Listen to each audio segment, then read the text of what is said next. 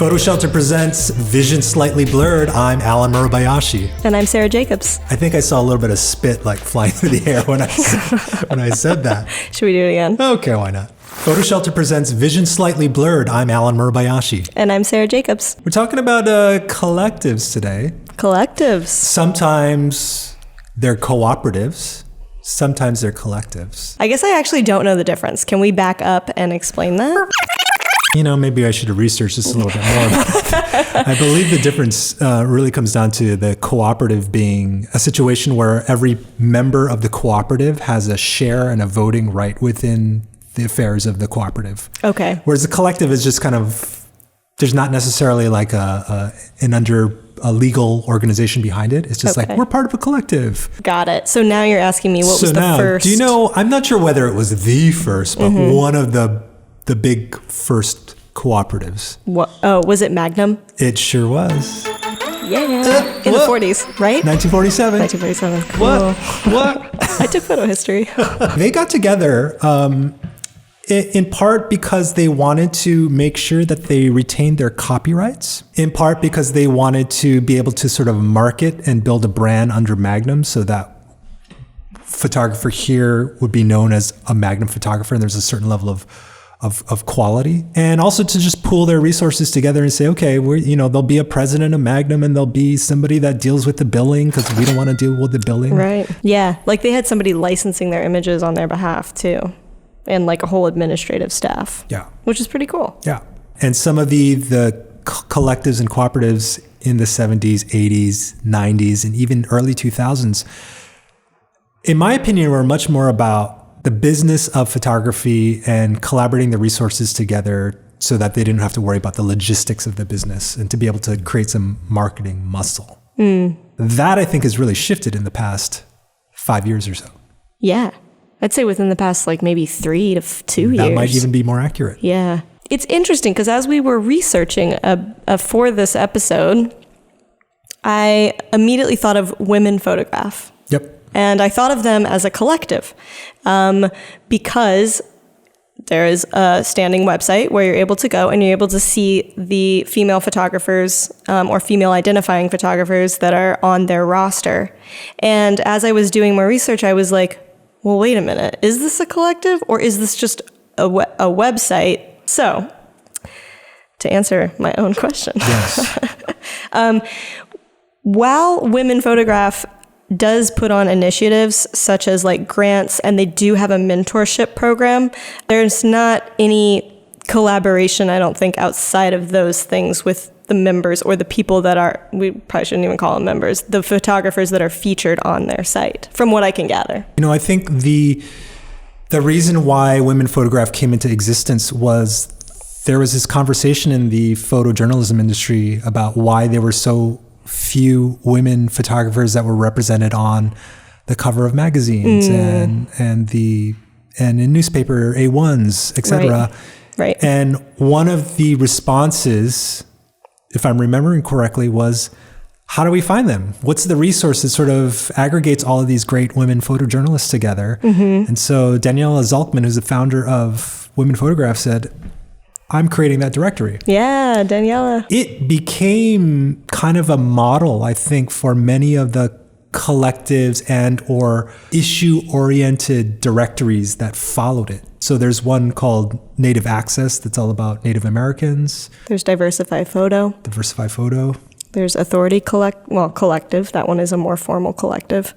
Which is a lot about LGBTQ. And so it's just been a super interesting shift where photographers have become very advocacy based, in part because they don't feel like there's enough representation in some of these more mixed environments. And I do think that editors are paying more attention to saying, okay. Yeah.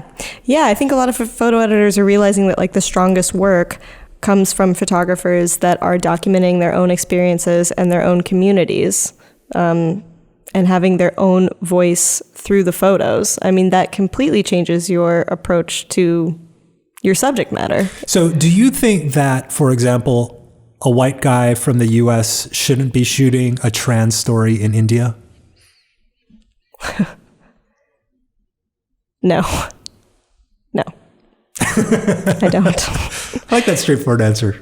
I think it's appropriate to send somebody there, but somebody that has experience within the LGBTQ community is going to approach that story in a different way than someone who is straight, just point blank. So I think one of the big criticisms that I've seen over the years is that the problem with an other shooting a story. So go back to this example of the white guy from the US going into a foreign country shooting like a trans story. Mm-hmm.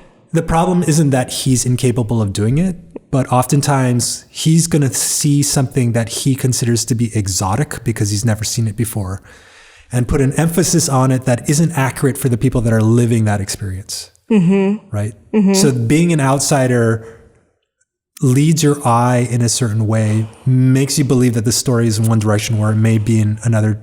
And I definitely think that there is, in some cases, benefits to having this quote unquote outsider go and photograph a story, because it might bring a fresh, new, different perspective, or they might be seeing something that someone that's so ingrained in it just didn't even notice.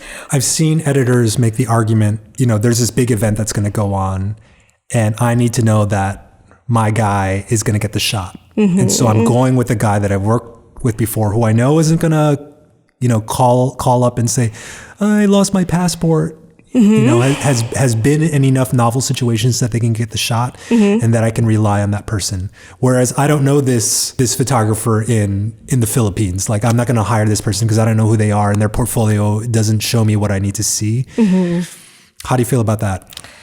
Yeah, well, that's tough. As a photo editor. Fortunately, I have not dealt with that yet. You want to be able to rely on your talent, right? To get the shots that you need. But I think that brings it back to the collectives. That's why these collectives are so important, because their rosters are proving that there are going to be people wherever you need them that are talented and do have a good portfolio and are capable of getting the job done. Women Photograph did kind of a year in photography at the end of 2018. Two things that were very different. Number one, everyone who submitted was a woman or identified as being female. Mm-hmm. And number two, instead of relying on a single editor to say, these are the photos that I bookmarked throughout the years, and so now they're part of my year in photography. What they did was they said to everyone in the collective, submit us your best photos. And then our editor will go through, which meant that stories that might have otherwise been forgotten had one more chance to be seen by the editor before it was published. The photographers know. They know their archive. They know what they did. They know what stories stuck with them that they had shot that year. Well, taking this approach means that the smaller stories could be heard. I will also say, and I asked Mallory Benedict, who was the editor on this piece, whether I was totally off base, but it struck me as being a more tender year in photos. Mm-hmm. The typical year in photos that's photojournalism based usually has blood, gunshot wounds, fire, people on fire, people screaming. Yep. And I found it so refreshing because the whole sort of disaster porn style of photography, it's sort of pointless. Yeah. So I like what the collectives are doing. There's a lot of people that say, well, a photo should be able to stand on its own. So who cares the color of the skin of the photographer, the gender, or the sexual, preference of the photographer. And yet when you see these collectives put together and you see the images, you understand like there actually is a different point of view. There's a reason for them to exist. Authority Collective and Diversify came onto my radar when they released last summer the lit list, where it was 30 up and coming photographers that you should hire now that are people of color and women. I bookmarked everyone and I hired somebody off the list. It was just like, this is a great resource for me and for every photo editor to be going to. There are so many photographers, so obviously you can't know everyone, but it's sort of shocking to find a photographer who you never even heard of before. Yeah. And seeing like a major body of work on a subject that you've never even considered and been like, what? Especially when they're in your backyard. Totally. Like, oh, you're in Brooklyn or you're in Soho and you're doing all this great work. Totally. As a person who loves photography, that's like my most favorite discovery. Yeah. Women Photograph isn't a collective or a cooperative in a true sense. Does it sort of diminish the impact? Well, yeah, for a second I thought so, but then I was like, no, they do these like amazing grants. They're giving women and female identifying photographers good amounts of money to get projects off the ground for stories that need to be told that otherwise aren't. I see these collectives as fulfilling like almost a marketing role. Uh-huh.